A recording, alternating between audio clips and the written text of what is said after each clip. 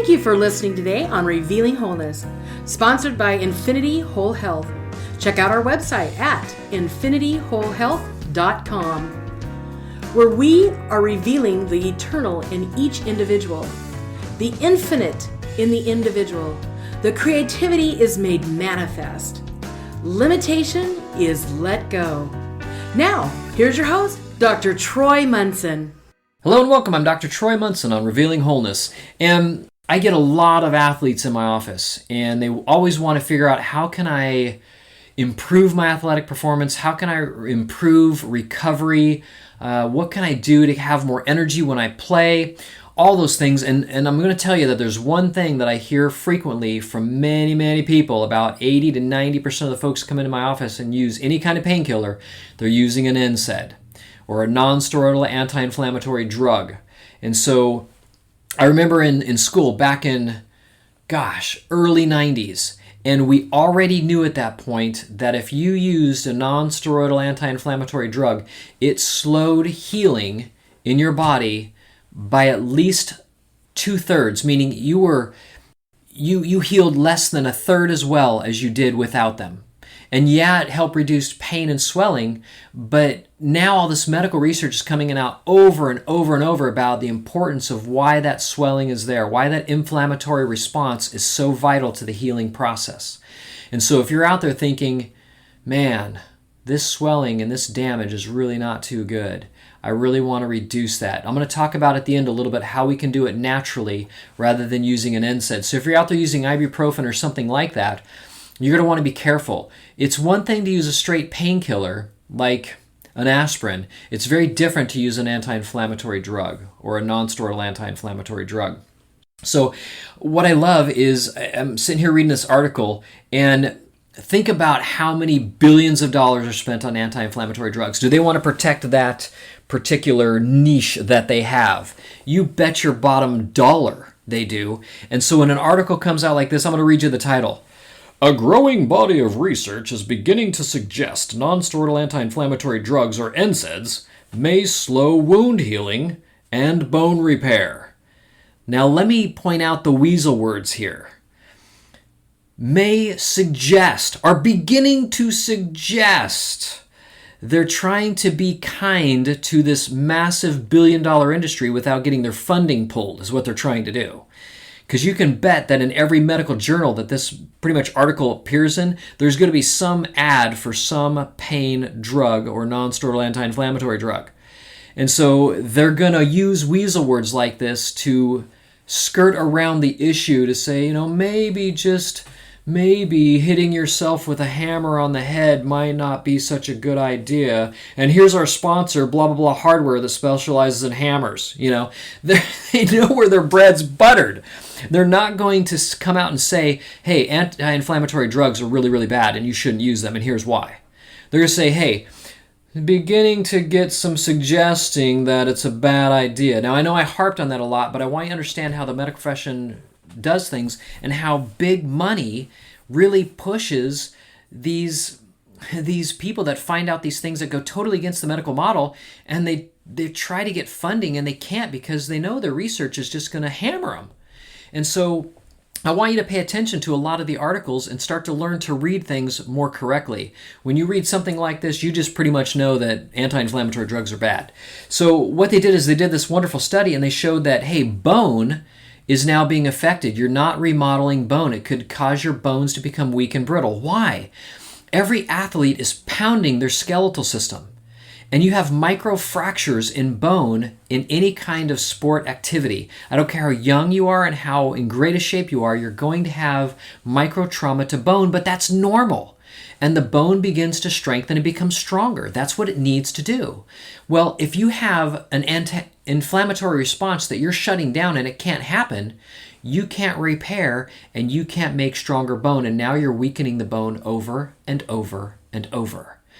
And then if we have any kind of micro trauma to muscles, to ligaments, to joint tissue, to cartilage, once again, that anti-inflammatory drug is now limiting the repair process of that tissue because that inflammatory response is important. And the end of this article, I'll cite it here.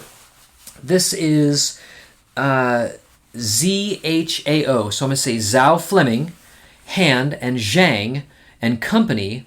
This is the effects of nonsteroidal anti-inflammatory drugs on post-surgical complications against the backdrop of the opioid crisis. This is in Burn Trauma 6. So apparently there's this magazine out there, Burn Trauma 6. I'm assuming the 6 is there, but maybe. Anyways, Burn Trauma, they're seeing that, hey, anti-inflammatory drugs may not be such a great thing, that inflammatory response is an important thing in our healing. And so they reiterate this over and over and over. They talk about runners and how, they're damaging things. But we've already known that when we get really, really strong anti-inflammatory drugs, that we inhibit the heart's ability to repair, and you end up having heart attacks in multiple people and not just a few. I mean, ultimately, I think it was Vioxx or something way back. It's not on the market anymore. They've toned it down and not done as big a dose. But it's so good at stopping the inflammatory process that it killed some 50,000 people its first year on the market because of so many heart attacks. And they realized, hey, the heart, every beat, there's micro trauma, it has micro swelling and immediately heals. It's very fast. The heart heals incredibly quickly, but it was inhibiting that healing, and literally the heart muscle wall just blew out and had a heart attack, killed people.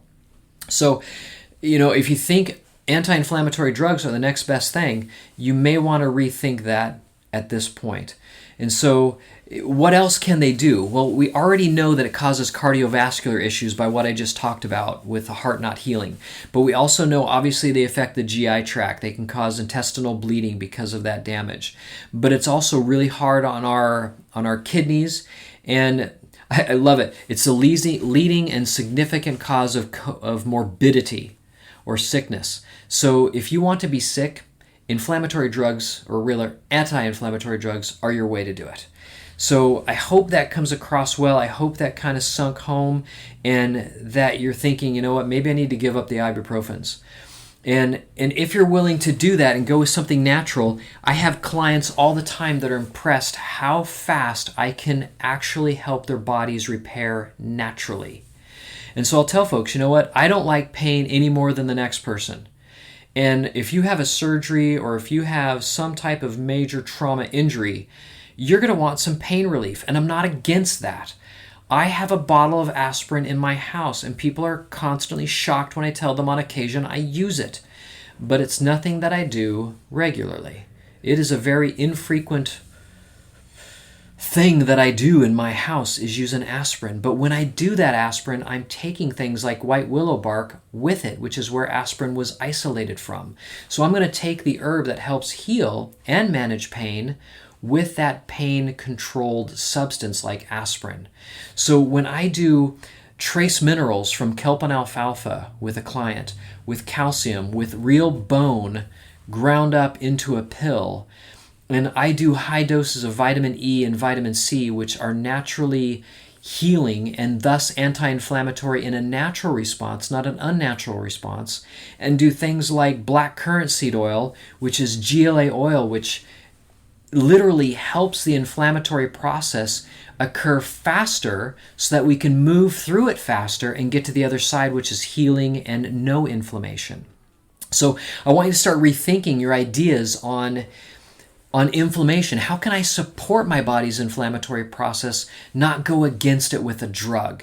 How can I help my body repair faster rather than try to mask symptoms and shove it down and tell it, don't do that, even though it's your natural body response?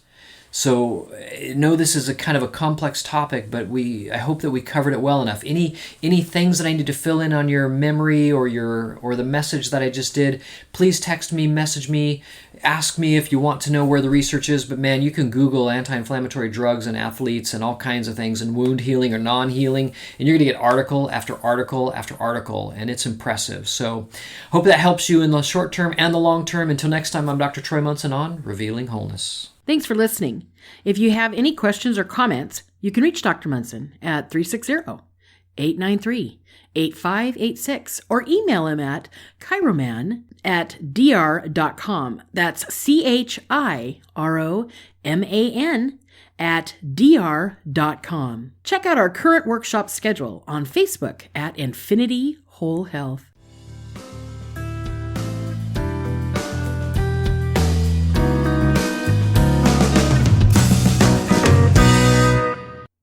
The information on this podcast from Dr. Troy Muson is meant to educate the listener on a variety of health issues.